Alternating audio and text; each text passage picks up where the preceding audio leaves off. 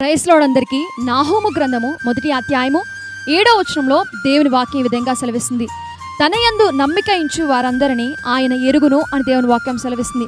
అబ్రహాము తన జీవితంలో దేవాతి దేవుని నమ్మాడు గనుక దేవాతి దేవుడు అంతకంతకు ఆశీర్వదించాడు.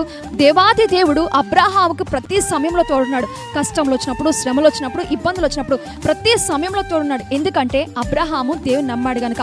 మనము కూడా ఆయన యందు నమ్మిక ఉంచితే మనకి వస్తున్న కష్టాలలో, శ్రమల్లో, ఇబ్బందులో ప్రతి ఒక్క సమయంలో ఆయనే మనకి తోడై ఉంటాడు. ఎందుకంటే మనకు కష్టాలు వచ్చినప్పుడు, ఇబ్బందులు వచ్చినప్పుడు ఆయనకి ప్రతి ఒక్కరు తెలుసు.